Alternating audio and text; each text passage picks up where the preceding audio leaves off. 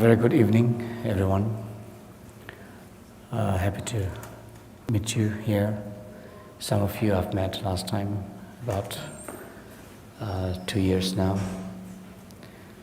And again tonight, meeting here as well, new people. I believe that everyone coming here with a purpose, something more profound than just regular things in life. And I believe that we are meeting here not just any coincidentally, but with a purpose, with a reason, so that we could share and learn from each other's experience. Particularly what has brought us together is our own experience of life more than anything else, actually. Experiences of life is basically the best teacher. And I believe every one of us have gone through a lot, ups and downs, happy, unhappy, all moments of life. Something very basic is what is really about spiritual path. What inspires us, what brings us in search of a path, in search of a practice, is coming through these basic experiences of life. If we haven't gone through certain basic experiences of life, it will be difficult actually to come to a spiritual path. So what I'm saying is that this dharma or the spiritual path or practice is not very different from the life. They are not separate. And therefore, we cannot think in terms of approaching to Dharma as a way to escape from life or as a way of ignoring the life or running away from life. It's more about embracing the life in ways that we can feel joyful about, we can feel worthy about, and we can feel the meanings and the wholesomeness of the experiences of life. So, this is one of the main reasons, I believe, we are all here together tonight, this evening. Now, one thing also what it demonstrates is that we are not actually independent as we would like to think about. I think everyone likes to think that we are independent, we are made or autonomous. So, there's a certain degree of pride or aggression or arrogance towards that. In reality, it isn't like that. So the fact is that we are all interdependent. See? Our happiness, our unhappiness, joy, sorrow is totally interdependent. So we are the result and product of others' care, others' loving, others' conditions, others' contributions.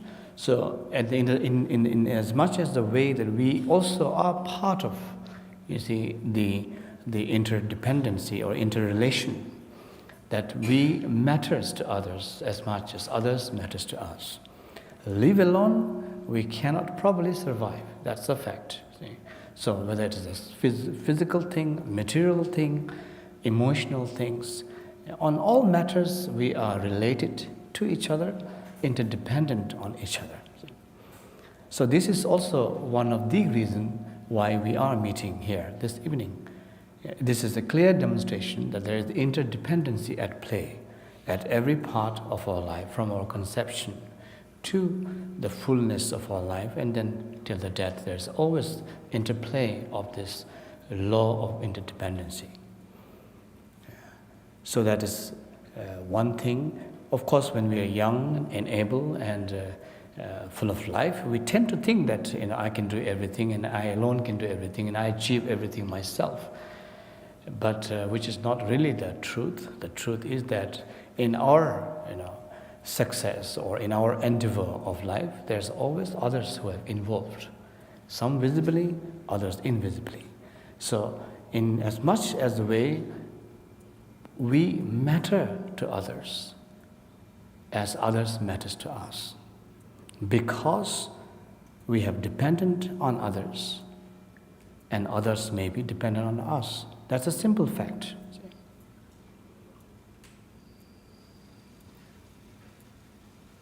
So, caring for others is not some kind of very extraordinary thing or some kind of particular things. Caring for others is some kind of natural responsibility we all have because others have cared for us.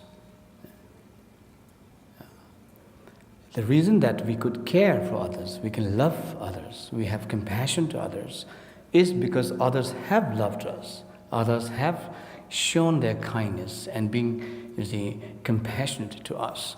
So that's a very reciprocity. What do you call it? Reciprocity? Yeah. Huh? Yeah, whatever. Yeah. So nothing happens on one side alone. I mean, that's impossible, as we can't clap with one hand. Yeah. So, though, as I said, there are times when we're young and able and arrogant, yes, we used to think that everything I did myself, everything that's wrong happening to me is did by others, but everything good things, it's just me, myself, I am my accomplishment, which is fine. But sooner or later we understand that it's not exactly that situation, see. So you see, the very ground of caring for others is not because we are trying to be something extraordinarily great. This ground of caring for others is because others have cared for us. That's very simple, see. Therefore, the natural tendency, natural responsibility to care due to interdependency. Now, when we talk about caring, to begin with how we care for others, first of all, we need to see within ourselves.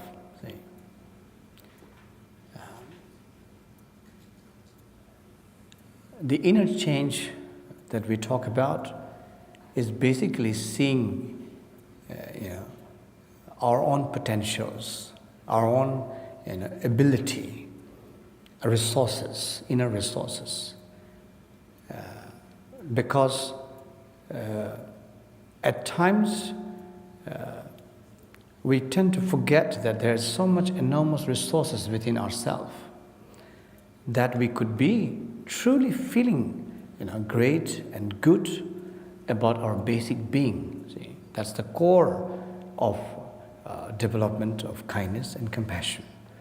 If we feel miserable and completely negative about our own basic beings, then there is very difficult, it's almost difficult to extend something in terms of caring and being kind, being compassionate to others. Because to care for someone, to be kind to someone means it's merely extension of our own inner state, basically. See, if our own inner state is in a turmoil or in a very disturbed state, what we could possibly extend? More confusion. Yeah. So at the heart of it is, it might even sound a bit non-Buddhist, because Buddhism always talking about others, caring, working for others. But to care and work for others is first care and work for oneself. See, even though we are interdependent on each other, however, the world we live in, the way we interpret the world we live in, the way we relate to the world we live in depend on our mental attitude. See, our mental attitude determines the way we want to see, way we interact with others, way we interact into the world that we call our world surrounding us. So, if the mental attitude or the motivation or the basic being at the core of ourselves, our beings, is not calm or peaceful or open, then you see it affects our relation to others. So each of us have different way of interpreting things. Though externally, when we look at things, it's same thing actually. But it makes a different effect to each of us, depending on the way we interpret the things, the way we see the things, the way we feel the things, all the sensorial level of life, of phenomena, doesn't appeal in a similar way to each individual's, mainly due to each individual's way of interpreting the world around us. So what ultimately matters is what we think, how we think, our mental attitude. That's why inner change importance, inner change necessary for us to embrace the larger picture of the external change. We may expect the world to change around us all the time, but we refuse to change ourselves. For some of us, the most difficult thing is to change myself, but we want the world to change for me. We want the world to change around us, and that doesn't sometimes happens.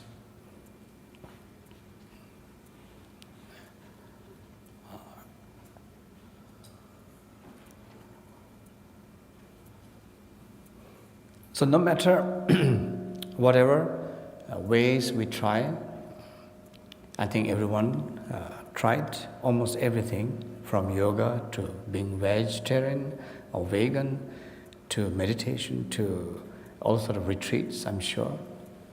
But bottom line is, are we ready to change myself? If we remain at our basic core, are still very hard, very miserable, very difficult being, then all of these external ways of transformation hasn't really made an impact, hasn't really made a inner road. We remain same. I can go to Himalaya retreats for years and years, but if I come out and still just remain same, nothing actually changed in the way my attitudes are, in the way my motivations are, then there is a gap. Something is not working. So ultimately, the world isn't going to change for us. It's not possible to change the world. If we think we can change the world, well, you have better good luck. But what we can do, we can change ourselves. Because that is possible within our own power. We have the power to change. Of course, we change anyway. With or without power, we are compelled to change. It just depends whether we change positively or negatively. Each change makes a difference to our world, to our situations. So inner change here speaks about this readiness to change our core being. Now, what is there to change, actually? Not so much to do about the fundamental being or fundamental basic beings. It's just the way we look at fundamental basic being. That's the change we need. Because fundamentally cannot change. The Buddhist belief, fundamentally, there's a kind of goodness that embodies in us, that lives in us. We are basically, fundamentally good beings. Our attitude is what necessary, what needed to change. So basic beings, our fundamental beings is good. So it's possible to extend that basic goodness, that fundamental goodness to others in the ways of kindness, in the ways of compassion, in the ways of caring. We can just bring up any ways and mode and tools. But what it means is fundamentally it means extension of that basic being of goodness. This comprises actually the entirety of Buddhist teachings or practice. And for that matter, I think every religion teaches on this, how to be kind, compassionate, caring for others. How it starts must be within ourselves. But to start within ourselves, suppose if we believe that I'm fundamentally negative, fundamentally bad, or fundamentally evil, then it's hopeless. If someone is fundamentally negative, then all other changes are just very cosmetic, very superficial, very cosmetic, and it's not going to make an effect at all. The reality, according to the Buddhist teaching, is that we have this fundamentally sound, sane goodness within us. That is the one that we need to embrace. We need to, get familiar with. That helps to change our attitude to oneself. Then one can actually discover tremendous amount of resources within ourselves. We are not lacking in resources. There's so much a well of kindness, well of compassion, well of wisdom to be discovered, to be, to be explored.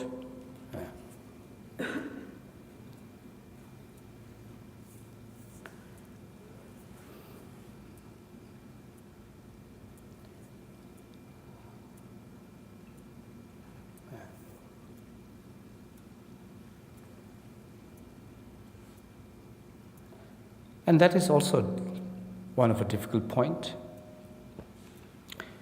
because we human tends to have a kind of a quite a negative attitude to ourselves and probably to others as well. We tend to be a bit skeptical around these areas that we can be basically good. But on the other hand, we love kindness, we love compassion, we love love, and we always cherish for that affection, that attention, that love, that kindness. We're looking for it all the time. Yeah. But when it comes to seeing that such goodness, even if someone is showing us the kindness, showing us the compassion, giving us affection, that person must have something within him or herself that can extend such. Otherwise, it is impossible. A similar way, we have that within ourselves that we can extend, we can expand. So, inner change develop on the very basic level of this fundamental attitude to oneself, as we are fundamentally good, fundamentally sound and sane. One of the reasons why we are fundamentally good, to speak, according to Buddhist tradition, is that we ultimately cherish and nourishes or seeks peace, love, kindness, compassion. On the very basic level of our nature, we seek that. We never seek violence, anger, or other form of disturbances. We don't seek it, actually. We do experience, though, all kind of negativities around, but that's not what we actually fundamentally seeks it. So whenever we get angry, whenever we get confused, or whenever there's some sort of negativities arising or happens, we are disturbed by that instead of being happy and at peace. That is clearly a sign that deep inside our nature doesn't correspond to violence, to disturbances, overwhelming of negativities. We don't correspond to that. Our nature corresponds to love, kindness, compassion, caring, and so on. See? So it makes sense to cherish, to nourish, and basically develop that inner attitude to oneself as fundamentally good, fundamentally, sane. Then relating to others comes quite naturally. Caring for others comes quite naturally.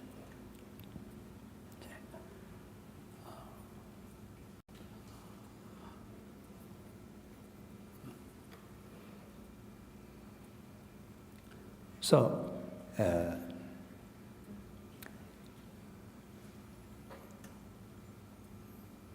as long as we can develop that kind of motivation, that kind of attitude, see, then life becomes interesting. See, we do not need to be pessimist all the time. We do not need to be skeptical all the time. We can afford to be open. We can afford to be positive, and we can afford to love and appreciate ourselves. See.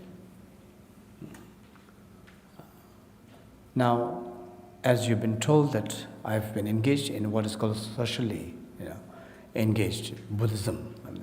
I consider myself a socially engaged Buddhist because I've worked with many different fields, apart from my religious training and religious obligations, but humanitarian social services. So one of the important things I've seen and realized that in order to be socially engaged, one must be first self-engaged. See? Self-engaged in the sense that, all our ways of caring for the society must be based on some sense of kindness, compassion, loving attitude. Otherwise, it doesn't really sound very natural. But to do that, again, it has to relate to oneself, that we have to feel that loving kindness within ourselves. So, like the trainings in the Buddhist tradition about loving kindness, feeling the depth of loving kindness that we have received in our life. For example,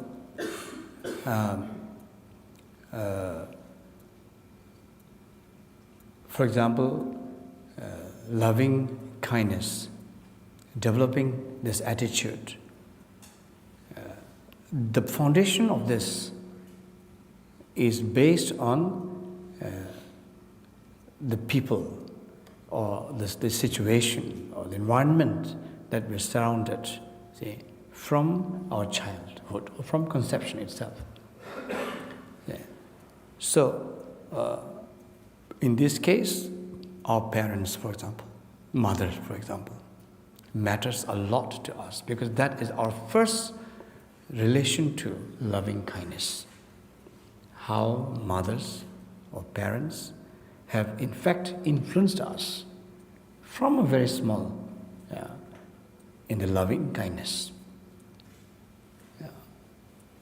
This we tend to forget when we get older, see?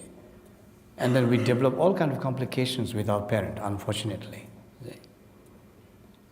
In the West, people do really have a big problem with parents. I've always hear from students, they said, "Oh, I have no problem in developing compassion to everyone but my mother."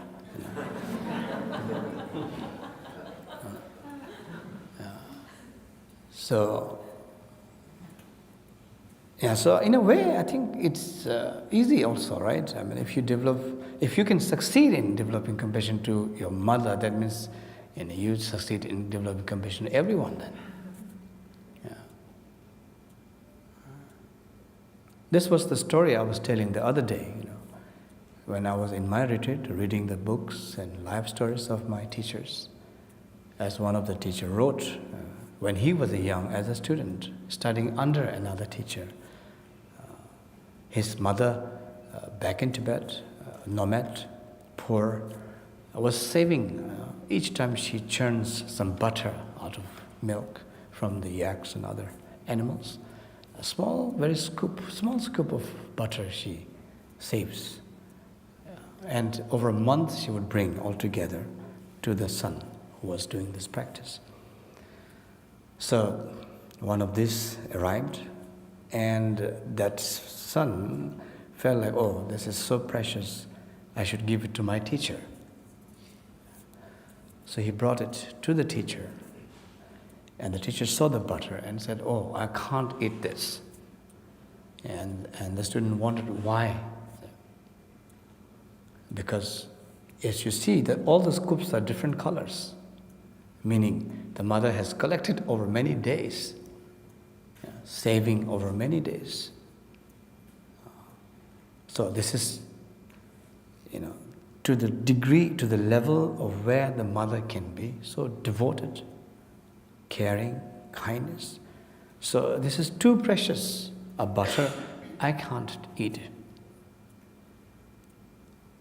Then the students say, well, in this case, can I eat? And the teacher said, no, you can't eat either. So what to do with the butter? So the teacher said, well, now you go with this butter into woods, into the caves, meditate for 1 week on this butter and reflect on your mother's kindness, selflessness, care, concern. So he went back. 1 week he did exactly that things, contemplating, having thoughts of the mother's kindness, compassion, all these things. And he really discovered not just the butters, but also from childhood, all that the mother has actually selflessly given him. And he deeply feels grateful, overjoyed, also sense of, loving and kindness back to the mother.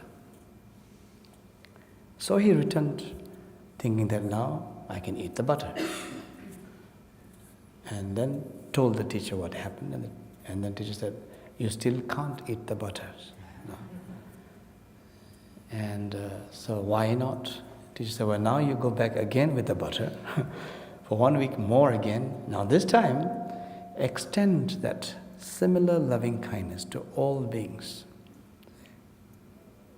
not just to your mother. As the Buddhist teaching goes, that all beings are mother-like sentient beings. So you extend this to all. So when you can actually bring to the same equal level of loving kindness to all beings, you come back. So this is, a beautiful story that I got inspired from time to time when I get a bit bored in my retreat. I used to read this instead of looking out from my window. Very inspiring stories. Apart from that, my life was, I grew up with my grandmother. I belong to a large family. And it's not just only the examples of some teachers or students, particular ones who matters, but also from a very mundane lay peoples, the way of their, way of living. So my grandmother has been a big influence on me. The power of giving. It's her that I learned the joy of giving, the power of giving, not through Buddhist practice or through my teachers. I didn't learn from them. I learned from the practical, ways of dealing from my grandmother, who was just a very, very, earthy woman. She always believed in giving. And she believed that if you give joyfully from your heart, you will never lose anything. You will never become poor. Indeed, more you give, the more you become resourceful.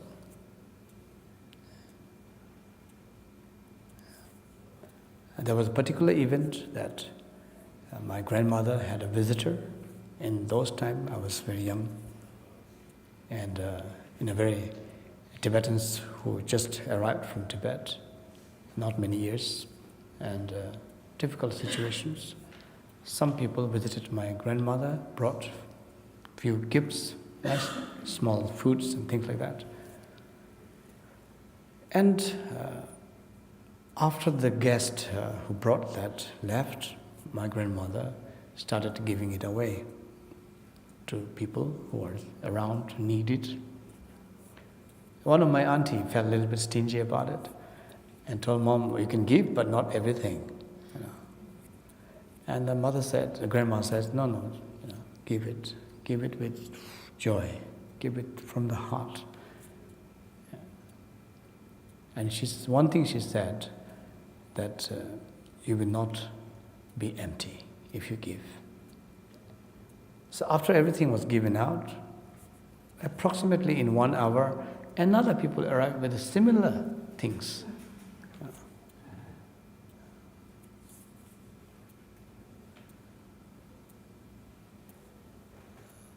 And when I was studying in Buddhist college, we had summer, or was it winter? We had 2 months holiday. I come down. I studied in Bodhanath, Nepal, did my master in philosophy. So every year I used to come home for this break. I would practically come home without any clothes, because I would give it away and come home. Others would just call me, you always come back without nothing. And I said, well, I follow the grandmother. But here the only difference is the family has to make me new clothes. Nobody else gives me. But that's a kind of tradition, kind of practical wisdom, practical application of kindness and compassion in action. So it's nothing really about having to adapt, having to adopt from something, particular trainings based on certain doctrine, certain philosophy or such. I think it's just a very simple factor of life, experiences of life, full of that. We can actually gain so many things from it. That's why the social engagement, to me, it's really about first engaging self, to engage in the attitude that we see ourselves. We need to first lift the poverty of mind. That feeling of miserability, or that feeling of general sense of what I call complaining type, if uplifted, we become resourceful. Then engaging with others becomes easy.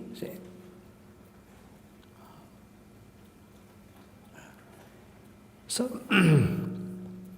that is the basic, practice of inner change according to Buddhist teaching. Now, the point is one has to be honest to oneself. One has to be totally open to oneself that yes, I want to change. To change our basic attitude to our own basic beings. That's why motivation is such an important thing in the Buddhist teaching.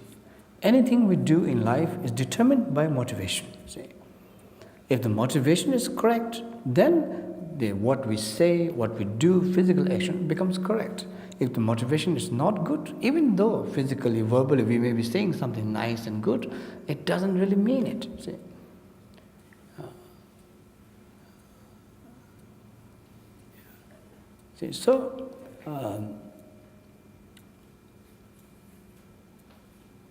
So ultimately I think what we think is what matters most, more than what we do. Because to do means we have to think first. We are not what we do, we are what we think. That thinking, that attitude, that motivation is crucial.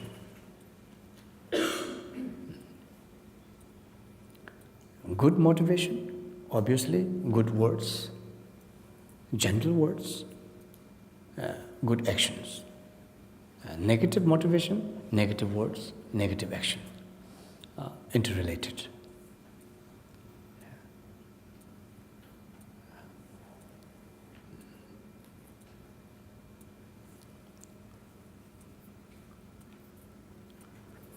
So to change is what seems to be the most difficult thing. Nobody wants to change, I believe. It wants to be me, the way I am, very strong. And as we get older, more stubborn, more clinging onto me.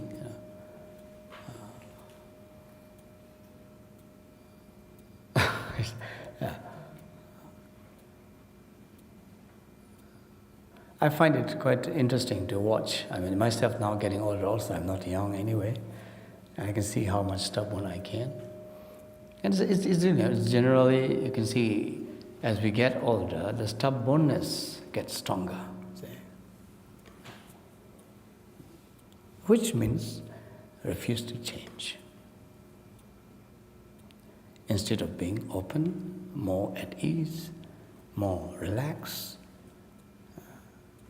more adaptable, see? More adamant, see? More arrogant. This is it, nothing else. And that's why I tell some people, younger generations, when they go out sometimes to care their grandparents or old parents, I tell them, first thing is, if you really want to care about them, don't argue with them. See, that's the biggest care and help you can give them. Just don't argue with them. Accept everything what they say. If they say the sun rises from the west, just say yes. Yeah.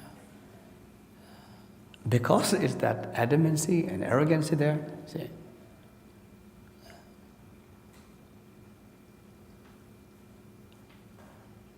I mean, in our relationship, also in a family, how things improves. See, if one is willing to change, then things improve.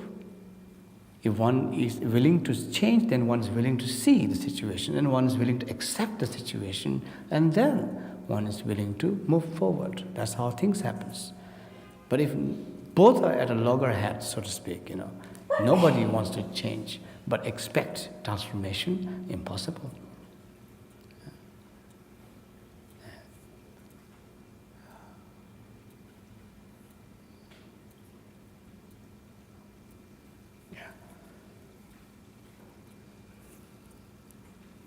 So, one of the tools that has been established in ancient wisdoms, ancient traditions, including Buddhism, is meditation. Now, meditation is a tool to address that change, to address that ways of encountering oneself, ways to open to oneself, to open to one's situations, one's own inner change, one inner attitude.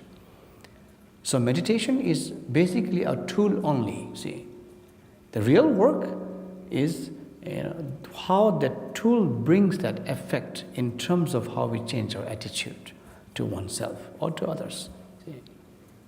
So meditation itself isn't very much an answer or solution itself, but it is just a tool, see. Therefore, we use meditation to create that space, to create that room where we can actually see and embrace ourselves and accept ourselves and work with ourselves. That's the real meaning of meditation. See? So I would like to guide you through a few moments of meditation. First, I would like to start with a very basic, I think most of you have been doing probably already, but just to refresh once more, is using the breathing as a connection to our body and mind. See? Because that is the most simple tools available to us. Breathing comes easily, nothing foreign about it, nothing exotic about it. So we relate to breathing. And normally, if we observe ourselves, when we are more anxious, more frustrated, more, hectic or stressed, we could see our breathing isn't very proper. See, we suffer from proper breathing. So breathing is not really passing through the vital parts of the body. See, the air isn't passing through the vital parts of the body. Therefore, you can see anxiety. See? So one of the ways to bring the anxiety or stress immediately to calm it is to connect with the breathing. So, the position of sitting is as you are now. I mean, there are different ways of describing how to sit. Either one sits on the floor or on the chair. One needs to be just comfortable first, and do not have too many expectations or a lot of preoccupation of mind or thoughts. Rather, one just comes with an open attitude. So you sit comfortably with proper body, your backside up, and straight forward as a sign of dignity, as a sign of straightforwardness. So you just have the entire body aligned properly, so you feel the ground beneath also solidly. See? So you feel, the ground solidly beneath you, and as you have your straight back up, you're facing the space. So you basically have a simultaneous contact or feeling or experiment of the ground, earth, and space or heaven above. And you're beautifully sitting in between. With this now, you can bring your focus to your breathing. See? You breathe out fully. See? When I say fully, means you can feel from the stomach up. See? Stomach, basically, not stomach, what do you call this? Abdomen. Do you call it abdomen? Abdomen. Abdomen. Okay. All right. Abdomen. Through the abdomen, and you feel it, breathing out fully, that you go flat. And then when you breathe in, you can gradually feel it rising.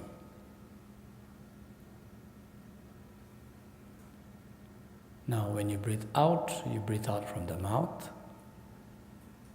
When you breathe in from the nose.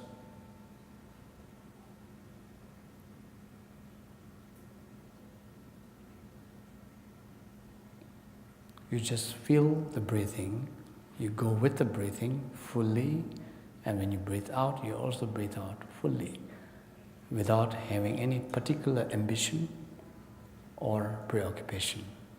It's basically emptying yourself. So let's try this a couple of times.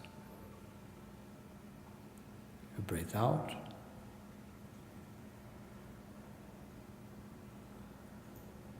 Breathe in.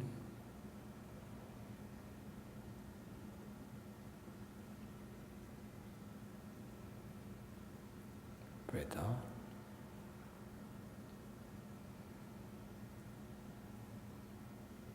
Breathe in.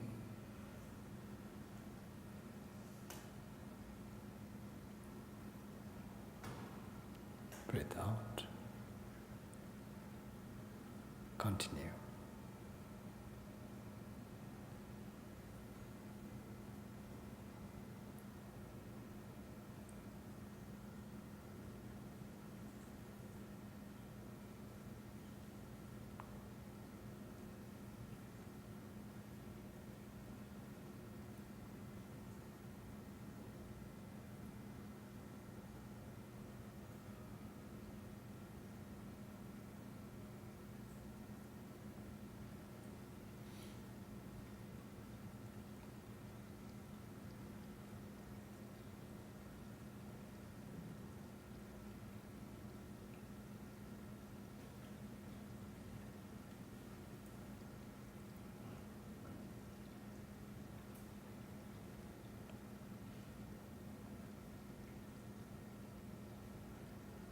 Remember, you're not trying to analyze anything. It's nothing to contemplate on particular things. You just are present here with the breath. So breathing out simply, relaxedly, breathing in simply, relaxedly.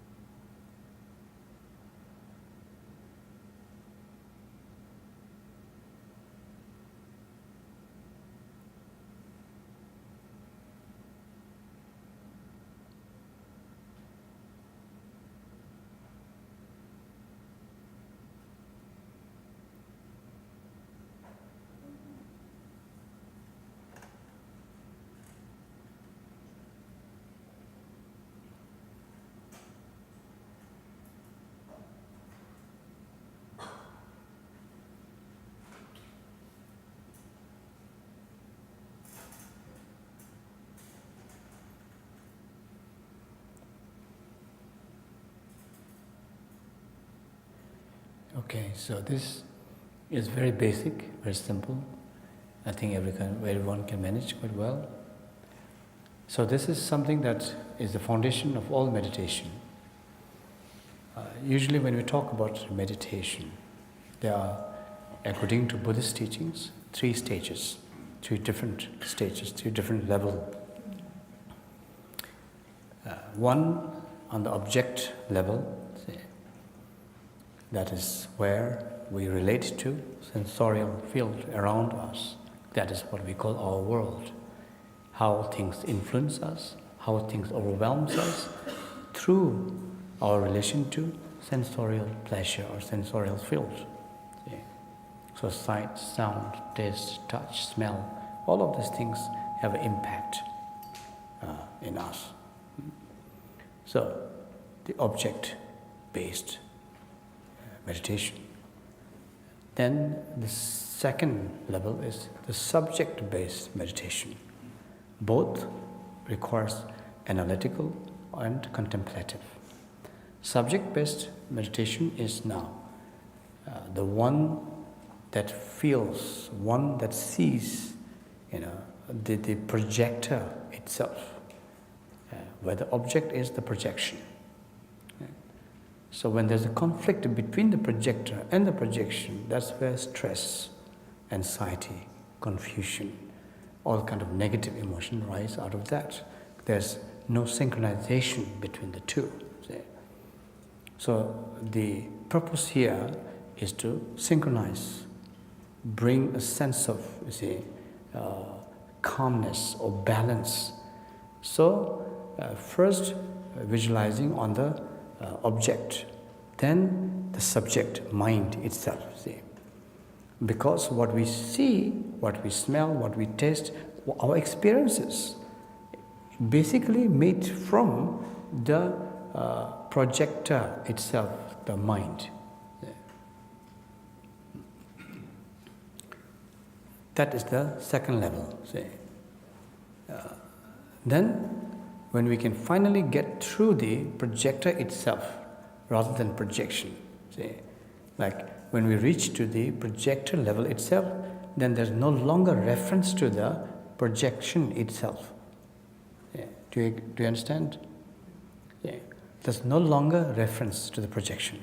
Right now, when we just look at our ordinary mind right now, we cannot make up a mind. We cannot separate the mind from relation to object. Our mind right now is in relation to sensorial field or object field. We cannot separate. So through the meditation, we tend to separate. We tend to bring that space or gap between the projection and the projector itself. For example, intellect mind. Intellect mind is mostly the sensorial field of mind, according to Buddhist meditation. So intellect mind is mostly linked to external objects, whereas emotional mind is not necessarily linked to objections. Objects, not objections, object field. Because no matter whether one is directly in relation to an object, or even if when the object field is gone, emotional mind stays. The emotional effect of the mind stays, even without a particular reference, physically speaking, no longer existing there. That's why so many situations are very old, but the experience, the emotional experience of that still stays too strong in us. So letting go, moving on, practices becomes more difficult. Therefore, intellect mind and emotional mind, according to Buddhist tradition, is divided into object and subjective mind. Then, according to the Tantra teaching, which is considered to be more advanced, more developed practice, and particularly of the highest vehicle called Dzogchen teachings, according to Nyingma school of Buddhism. It's not any longer just contemplative or just watching the watcher, say, whatever. It is to go beyond that, go beyond the sense of watching, sense of watcher. Because as long as we still can fixate on a particular state of mind, there's still something grasping. Some grasping still continue to exist. It may be no longer in relation to the object world. We are free from objective world. So object world does not any longer have a direct impact or influence that overwhelms us. Yet, inner state of mind, particular experience, we become fixate on that and there's a grasping on it. That has to be ultimately freed. So the only way of ultimately freeing that fixation on the particular state of mind is again watching the watcher itself.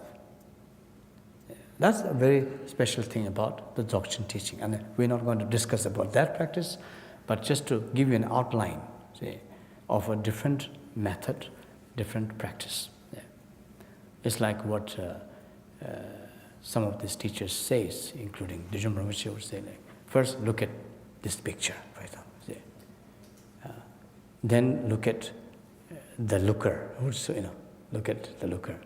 And look who is looking. The 3 stages. So if you find the horse there, huh? Yeah, that's right, right? See, good. See, so that is the development of meditation. But now to start on the basic level is to start with the foundation of meditation, which is a breathing. What breathing allows us is to settle down, because when we are very disturbed, right away, difficult to meditate, because it's full of disturbances, a lot of things going on, see?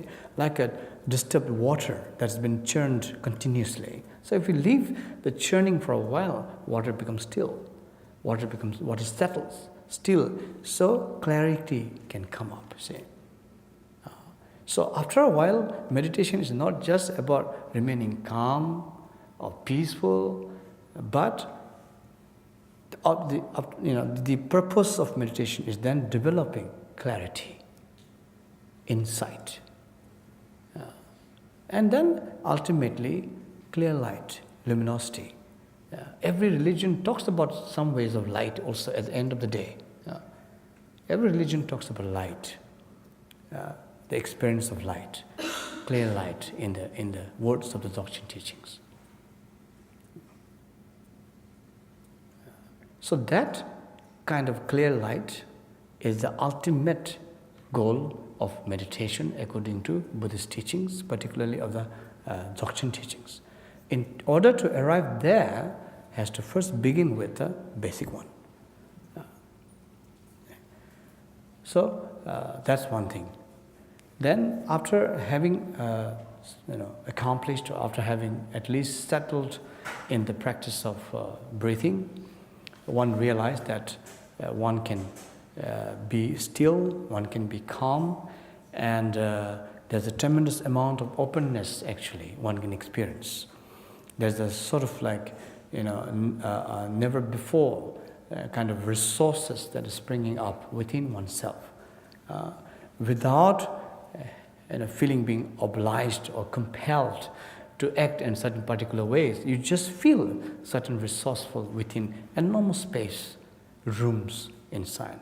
There's a certain sense of calmness we can experience. Then next level, you see, which is extremely helpful if we talk about social engagement, or if we talk about basically how to relate to people, to the world. You see, that the second form of meditation is called Tonglen, see, give and take, basically. Tong is give, Len is take. Now, here again, we are using the same tool, that is breathing, but now with an intended sort of contemplation on this.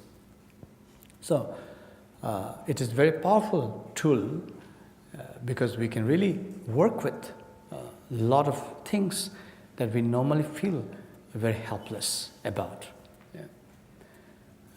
So in this case, we can imagine, someone can be a close friend, family, or anyone in a very state of despair, in a state of great pain or suffering or whatever. See, imagine such person. Then take fully with your breathing in, completely, fully, with also see a sense of joy or sense of openness. You take fully that person's despair, that person's, whether it's sickness or emotional pain, or suffering, sorrow, whatever it is, you just take it fully, see, fully through the breathing till you feel in your abdomen here.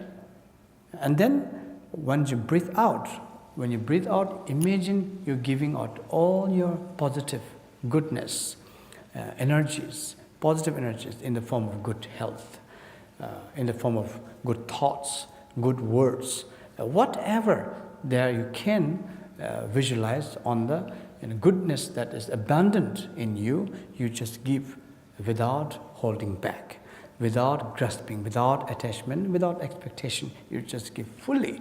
Not just fully you give, but you also imagine that this reaches to the other person, that the other person begin to actually have a positive effect on that. And slowly the person begins to be released from such pain, such suffering, such misery. Again you breathe in, taking that despair into oneself. Breathe out all the goodness to other person. So this is one of a very important practice of the Bodhisattva tradition, according to Buddhist teachings. So I would like that we could follow a few sessions of this practice. You can imagine or even visualize, I'm sure there's always people around us who need help, who are in despair, who are in difficulties at this point, whether physically, whether emotionally, mentally, whatever. Just imagine one of them, very close, right in front of you. And then with the breathing power, this begins now breathing in first. You're breathing in, fully take that person's, whatever miserability is there, fully take it in you. And then give out all the positiveness you have through breathing out into that person. So can we start now? Okay. Is this breathing will incorporate the first breathing meditation? Sorry? Is this Tonglen meditation breathing inhale, exhale is nose in, mouth out, or just natural? Oh yes, it's the same way that we just did. Yeah, breathing in from the nose, breathing out from the mouth. Okay, yeah. Okay, so now we first correct our postures properly. Feel comfortable yourself, completely open, and visualize near dear ones, whoever is in great pain or difficulties, right in front of you. And develop a genuine wish, attitude to be helpful to this being by taking in the sorrow, the sadness, the pain or suffering of the person fully into yourself through breathing in.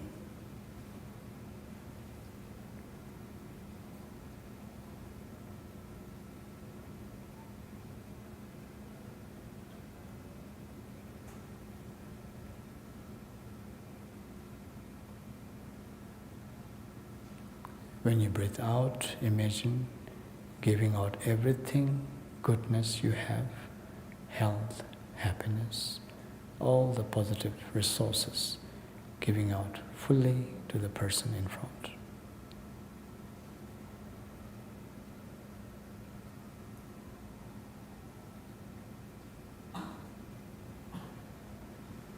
Breathing in the same way. Breathing out, same way. Continue.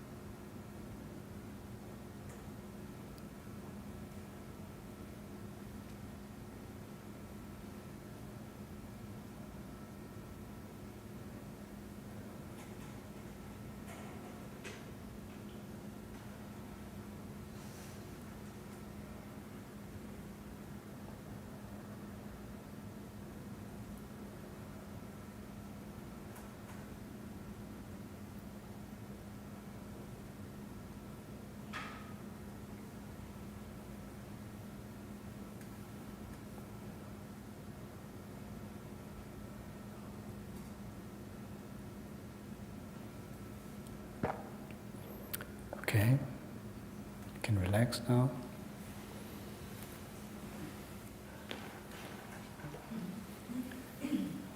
So,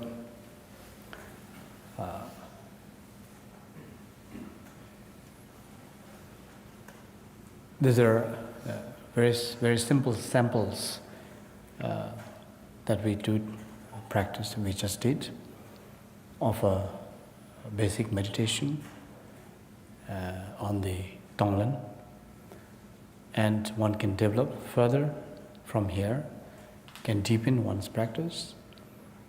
And the beautiful thing about it is that the more we practice, the more we discover that we actually have tremendous amount of resources.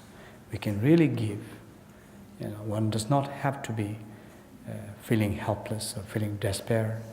Actually, there is so many things of goodness within ourselves if we are willing and open to give.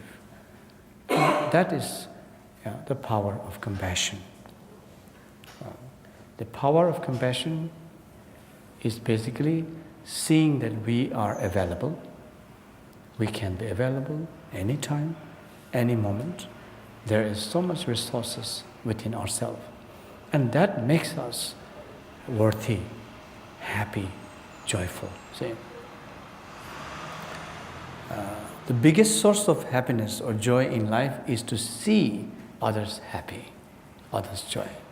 Much more profound, much more different than just being happy myself. See? So it's a worthy practice, one that can have a true impact in our life on a personal level as well as on a social level. And but then again, you see that one needs to practice in order to experience. And if we do not practice, certainly it will again become just an intellect journey. See? And I know that in cities, people are living such a hectic life, busy life, and then also people expect things to be very fast, even if when it comes to meditation. You know, we always grab and we have jumped to like, I want to experience nirvana now. See? So this kind of, speed doesn't really work very well. We need to be willing to be open, willing to be patient. Yeah. So patience is, of course, a very good virtue when it comes to practice. That's why I did my 1-year retreat in order to experience things. Even though I studied, I'm a master in the Buddhist philosophy, so basically intellectually I'm enlightened, so to speak. I think everybody is here. But the point is that it's not, being intellectually enlightened. It's practically seeing the actual wisdom, actual experience. So more we get into the actual practice, things become more simple rather than more complicated. If we only dwell in the mind's realm, things are always complicated. So I know it's been very encouraging and courageous to see that many of you living in city, almost having no time. Everyone is busy. Everybody likes to call themselves busy. Busily doing something or busily doing nothing, but very busy anyway.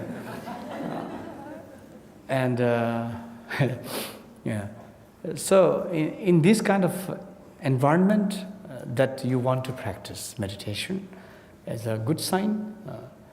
And it also shows that it is your own life experience that brought you to this search, to this practice, because we feel something is missing deep within ourselves.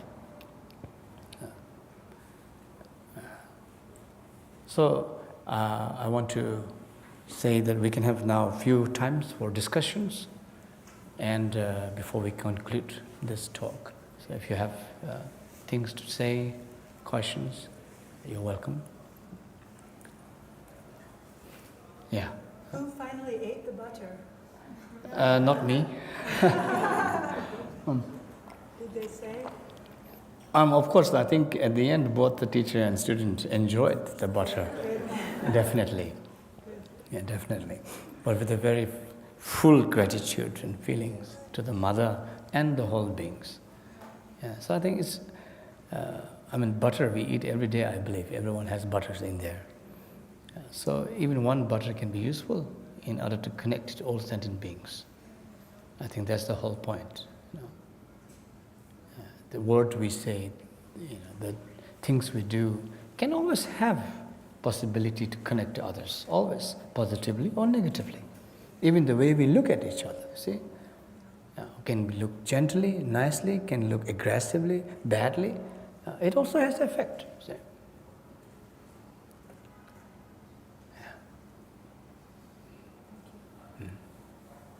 So, anybody? Yes, please.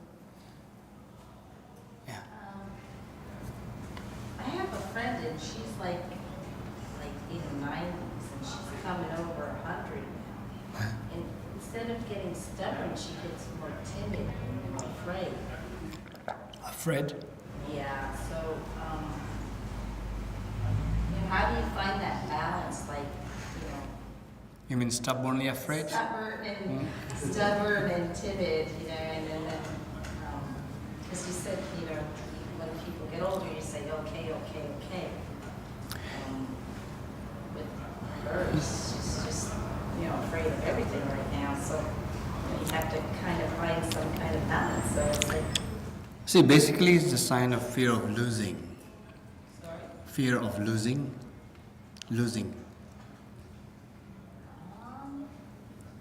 Fear I of... think she's afraid of the world. Eh? Yeah. I think she's just afraid of the world. Okay, then you have the answer. It's so difficult to work with. Okay. So she's just, scared of everything. Maybe like a little child, We're not sure, and children don't know any better because they may hurt themselves, but she knows better. And she's just afraid of everything. So, it's interesting. I used to try to do Tonglen, and I do things like this, but she's in she perceives the world in a much different way now Okay. than when I first met her. And what is your question? I guess when we're born with goodness, right? And I think my friend, she's ashamed, like she's afraid, she's ashamed, and she doesn't want me to visit anymore because she doesn't like how she looks, and there's this Yes. kind of she's like, when I see her, she's like, I don't think I'm good anymore. I don't want to be visited. I'm just so, when I think about when we're born with this innate goodness, and then I feel bad because I can't get her in touch with this beauty, and she's beautiful for 100. She looks like she's like 80. She's beautiful, so I hope to meet her. But Yeah, I think... how to I guess how to meditate, or how to pray for her, or just have her turn her mind to be less timid and just. Yeah, what you can do is sometimes when we can't do something physically, being in the presence, one can also do it by visualization. Yeah, as we just did on Tonglen level, one can imagine, one can visualize, and so that we can actually, sense and feel through our prayers, through our motivation, through our kindness and compassion, so on, and also accept the situation as it is. I think you are having difficulty, not only the way that she is having difficulty in accepting her life or her current state. You are having difficulty in accepting that you are not able to do something, or maybe you're trying too hard. Yeah, so I guess there's a moment when we have to accept the things as they are. Doesn't mean you stop caring. Doesn't mean you stop being kind. You can always find another way of caring, another way of being kind. Always possible. Well, you said a kind voice. That was key. Yeah. I think when people get timid or they're afraid, you can change your voice to very gentle and kind. You see like an immediate Yeah. And then when I saw you doing the Tonglen, I was kind of cheating, and I was looking at you and I said, if I can live that peaceful in front of her all the time, maybe she'd get that sense of peace. Yeah, I hope so. So next question, please. Yeah. You are too? Okay, Ben. This is my first time of experiencing meditation and everything. I was really trying to follow the instruction, but I found myself struggling when I tried to concentrate on a particular person I'm taking and giving the thing, and giving the love and kindness back. I felt incredibly guilty for all the people I'm not doing it for. Yeah, that's a classic thing, I think everybody have this tendency of guilty and blame. The two very wonderful things that we are used to. Everybody have these games of playing games on guilty, and then if not feeling guilty, then blame, right? So this is two things that we used to play. You see, the problem is that not giving it fully to that very present moment. Whatever you do in life, try to give it fully. You know, it can be just many small things, simple things. Even if you're just preparing a cup of tea, you know, if you try to give it fully, you appreciate that moment. You appreciate that involvement, that beauty of involvement. There's a kind of joy, you relate to it fully. See? So when we are not able to give fully, then we kind of, no matter whatever we do, we kind of tend to feel guilty of not doing the other things. Yeah? And there are a lot of Buddhist students also, when they do practice, they feel guilty about not doing other works of life. Then when they're doing other works of life, they feel guilty of not doing the practice. So both ways you feel always guilty, you know, then not happy. Yeah. So I think it's good, of course, that is still a good guiltiness, you know, that you feel not being able to do for everyone. That's a nice kind of guiltiness, but at least do for one thing first. Yeah. Give that, you know, fullness and fully engage to this one particular person or one particular situation. Give it fully. See? And once you really connect to it, then instead of feeling guilty, you automatically opens up to others. And since it is your just first time probably as you're doing it, you're saying it, I think it needs some training, some practice to arrive at certain level, certain stage, where you really then feel the connection fully. I think that's important. Yeah. Yes, you. Something that I've been thinking about a lot and working on is vulnerability as a way to bring depth and connection in a relationship. And so when we were doing this exercise of breathing in someone's pain and then bringing that happiness and joy, it feels like it comes from a place of not vulnerability. I'm giving of me to you and tell me your problems, tell me your suffering. And so I'm wondering, is there a practice that goes in the other direction, right, that brings me open and vulnerable to someone else's goodness as a way to be weak and humble and to work on that direction? Yeah, that you have always time to do that. Yeah, if you, see, the first experience we talk about is relating with the breathing itself. I think, we're not trying to divide between who's in a better position and who's the less sort of fortunate thing, see here.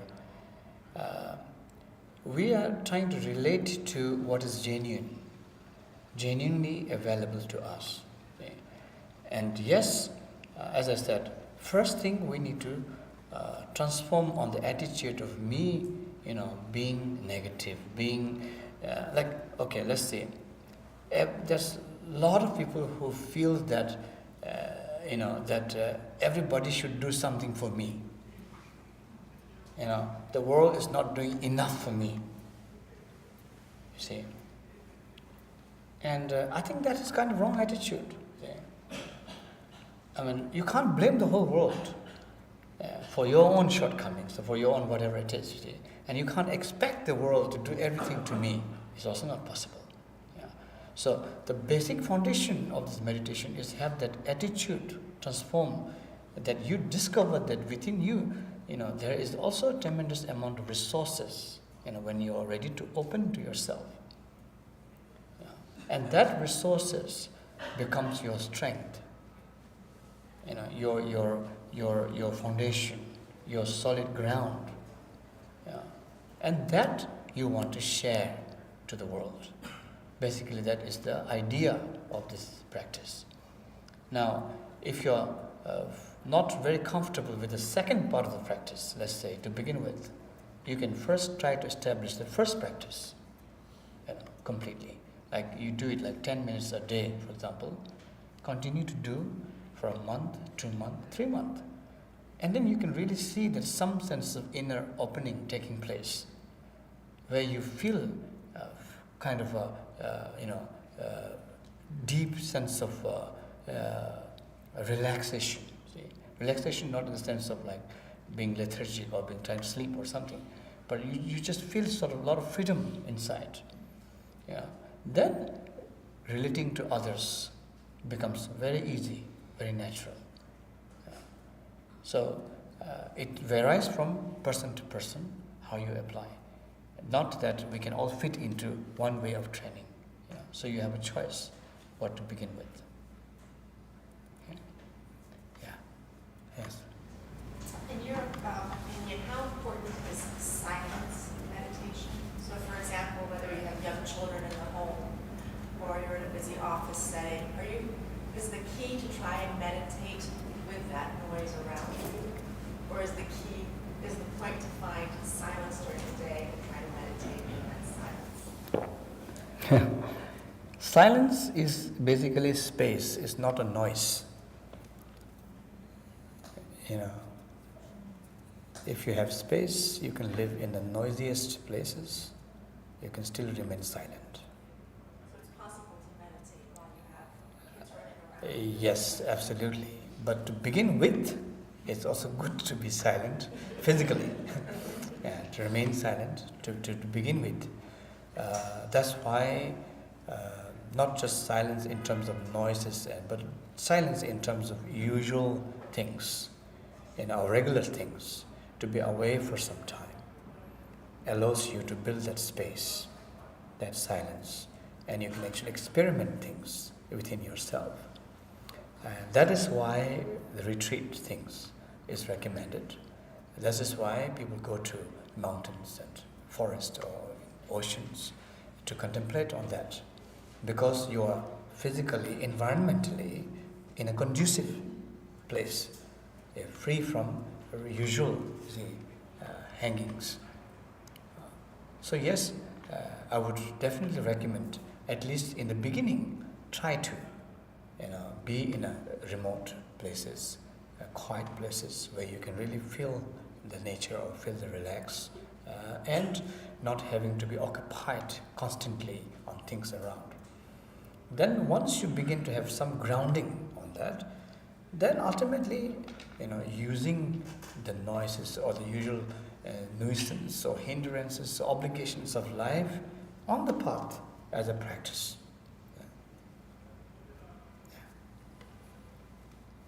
Okay. Yeah, please. Thank you. Actually, I have 3 questions. Oh. They're all connected. Thank you for explaining the 3 stages. So I think I understand the first, focusing on the object, the second, focusing on the subject, observing the observer, but I didn't quite understand the description of the third. So if we have object, subject, but the subject is observing the observer, and what's the third? I don't know. Third one. Yeah, it is that something that goes beyond the grasping of having a watching. For example, we talk about shamatha, vipassana, which everybody enjoys a lot, I think. The beginner at least. Shamatha is very popular, or vipassana is very popular for that matter. Vipassana is mainly tuning, to a sense of a particular state of mind. That kind of, sort of a mindfulness or a sort of awareness, something associated to a certain fixed state of a mind. But there's still a grasping there. So that is an obstacle now, according to the higher path of practice. That is not in itself a liberation, or to say nirvana in itself. Ultimately, that fixation on that particular experience, though nothing to have reference with the external object, yet the internal subject matter of that particular state of mind is also a fixation. So that is the problem. That has to be ultimately released or liberated. And that is by looking at the fixation or the knowing itself. The knower or the knowing itself, looking into it, that it dissolves ultimately into clear light. So clear light is where the ultimate freedom or liberation is considered according to the Vajrayana teachings and according to Nyingma teachings. So that is the difference. Thank you. And then the other two is the breath, why we breathe in through the nose and out through the mouth, as I'm more accustomed to breathing in and out through the nose. And also how much time you recommend for lay people to practice on a daily basis. Yeah. It is breathing in and out has a different tradition, basically through nose, through mouth. Usually when it comes to like working with stress or anxiety or anger or particular sense of disturbances, it is recommended that you breathe out from mouth instead of from the nose. So from the nose you breathe in like pure open space or energies, then you breathe out from your mouth all the anxieties or anger or whatever. You may even have your hands touch your abdomen, which embodies that tension, that stress or that anxiety. So you just blow out from the mouth now. Then when it's not related to any particular stress or anxiety or particular disturbances, when you just practice as a calming, naturally bringing the state into peace, you can just breathe in and out from the nose alone. It is fine. So individually you can see which is applicable to you, which is good. Now, the duration is, I usually recommend 21 out and in. 21 times out and in to begin with. So it may just need a couple of minutes, actually, not longer than that. Just begin with that. So then the point is whether in this out and in for 21 times that you can still continue to be aware, to be with the breathing, that you don't actually start shopping. Yeah. That is the main point. So you begin at 21 and then you can increase if you feel that you are actually good at it. Then you can increase to 24, 40, 50, whatever is the time duration you have. But you must begin 21. And if you feel that after one breath, some people even breathing in and breathing out, they're already shopping. Can't even maintain one breathing. So if you feel that, go back to one. Again, go back to one. Again, go back to one until you complete 21. Then increase. So, actually, if you divide the time in a day, I think it just requires only 10 minutes. And I always say that people that no matter however busiest of the busy person you are in the world, you still have 10 minutes. This I can prove. I come from a Hindu tradition of meditation, and there's always a question, when you experience emotion or you experience vision or you have some kind of experience that's apart from the meditation, do you recommend to ignore it or to, how does one interact when you experience a lot of emotion, let's say, when you're meditating? What is the right? Can you repeat the question, please? Sorry? Could you please repeat the question? Oh, can you repeat, please? It's hard to hear. Yeah, it's true. If in your meditation process you experience a lot of emotion, through time you reach a place where you have an emotional experience, how should you react to that? It is another form of meditation for sure. Devotional-based meditation, mantra-based meditation, visualization of different deities-based meditation. And yes, there are many different ways of meditating, of course. But the basic and foundation of meditation is to begin with calmness. Without that, nothing can begin. That's for sure. See. And now the difference again is that in terms of devotion, in terms of different experiences of deity or energies or whatever you may call it, see, are you trying to separate that experience as something externally actually happening, actually there, externally outside of you, or you are able to see it as a mere extension of your own inner state of mind? That is the difference. If you see that as something externally existing independently, then there's a duality very strong. this according to the Buddhist teachings, that is not necessarily a proper way to go. But if you begin to see that it is merely an extension of your own mental makeup or mental state, you see, then it makes sense, because if it is a mental state, then ultimately that mental state projection is empty. You see, emptiness.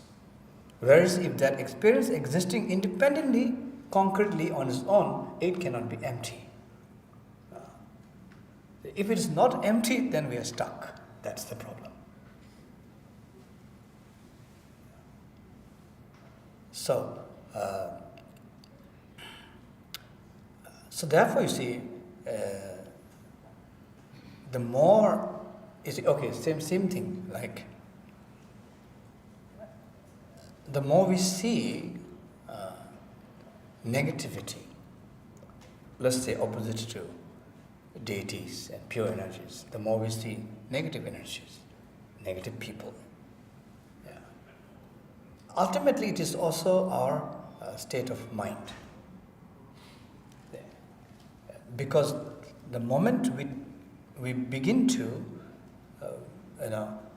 clean or purify the grosser state of a negative mind, then the mind becomes more subtle, more pure in that sense. And with that also change the scenario, so to speak, the way we perceive the world, the way we see things, also change accordingly to that state of mind. So if we have a confused mind, we see a confused world. Yeah? If we have a less confused mind, we see a less confused world. So, therefore, you see, in the ultimate sense, the difference may be that whether we regard as something existentially out there, concretely, separate from my own mental experience, or it is all part of just a mere extension of my own mental state. Okay. Yes, please. Do you see psychoanalysis and the sort of teachings that you presented here as being complementary? And if so, how do you integrate the two? I think on one level, to a certain degree, I think there is a connection for sure. And as we try to see, as I said earlier, that nothing exists without cause, interdependency. So we're trying to find out the reasons, find out the cause behind all our experiences in life. So there's a similarity there into the training of the Buddhist teachings. Now, I feel that psychoanalysis, even though I'm not a doctor or anything on that, is good as long as you don't end up hating your parent as a result, the final result. Depends on the parents. Huh? Depends on the parents. Yes, then depends on the grandparents, and then their parents, and it never ending. I think I like the psychoanalysis and psychotherapies and basically Western psychology, starting with Freud and all other people, even though I haven't studied it, but I met people I appreciate. It helps quite a lot of people, I believe.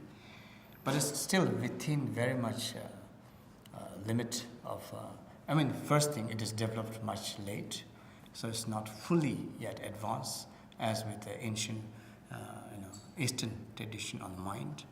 Second, I think it's also very confined within the science. Yeah, so if you're confined within the science, you can't be flexible, so to speak. But when you talk about mind and mind's reality, you need to be flexible because nothing is permanently correct, expendable. So instead of talking about last life, next life, you can't because you're confined to science. So you can only talk about your parent as a source of all your problem. Yeah. First, of course, all your problem is sourced to your childhood. I mean, that is most likely, first to begin with. And then the childhood things come from where? You can't go to the last life. So you only have your parents. I find some people, they have quite an okay relation with parents, but after psychoanalysis and therapy, they end up hating the parent. The relation becomes even worse. That's not typical. Yeah, I believe so. Probably not typical. Maybe the people I've met, quite typical people. Changes your company. Absolutely. I think I changed my mind, I believe. Yeah, so any more? We can have one more if there's.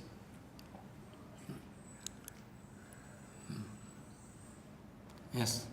So if you're surrounded by people who are constantly negative, is the goal to offer them positivity once you achieve positivity within yourself? And does acceptance have to come before that? You know, the tension that you experience between you and the other person. Because that takes, that's like a whole other process. Or do you think that they can happen simultaneously? Offering positivity to a person that is constantly negative to you, that can be the process of acceptance? I think that also depends on trainings to experience something simultaneously. You need some good grounding of training first. But yes, I think the choice is that we may see certainly negative people or negative things coming to us. I think there's still some choices there. To what extent do we want to translate this into something extremely negative? Yeah, because sometimes the reaction is just very fast. See, that probably is not that justifiable. See, that our reaction is probably stronger than the actual cause of that reaction. See? And that is because I guess we are not yet trained, so we are overwhelmed, see, by outer circumstances. So basically, I think if we look at our life, we are constantly overwhelmed by outer circumstances, always. So it is not the mind that rules the world or the outer world. It is the outer world that rules us. See? So that is the difference now we're talking about. That's why everything that we come into contact with instantly makes a difference, makes impact to us. See? Yeah. So how to make that a distance or a gap or a way that we can actually translate it differently, then it depends on the training on the mind. So focusing on the reaction to the other, to what's happening to us, focusing on our mind and our reaction to what happens, and trying to be more positive, open-minded about that? Yes, I think we can do different ways, One thing is, if you really react in certain ways, then just react and then that's done, and don't feel bad about it. See, it's done and move on, actually. That's one way of going, Sometimes it's not about like if you're really angry, and it's not a question of holding it back. Yeah? And if you're really angry, then just express it as loud as you can.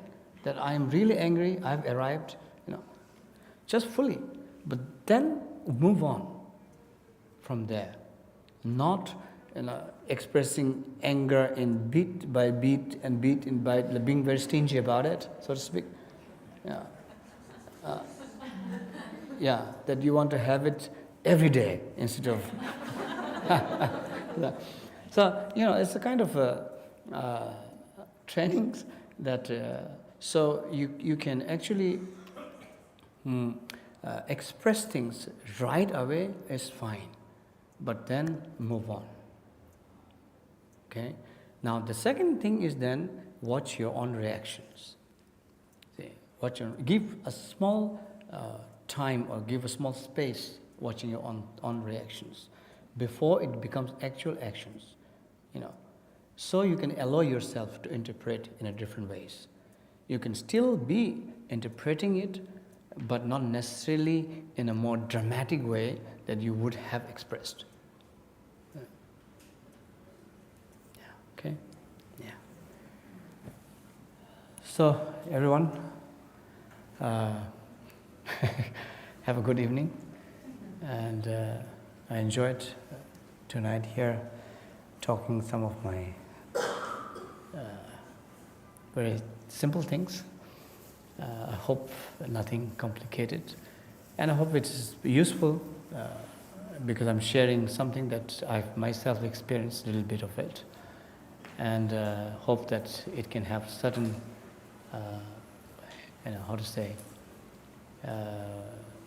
ways that you can look forward to work and try to make it a practice in your daily life. And I want to thank organizers of this event and everyone who was involved. I know you have come from everywhere, and maybe it's a good thing that nobody snored during the meditation. And so I know that everyone is tired and have to go back home. So I wish you all the happiness and my prayers for you and your family. Thank you.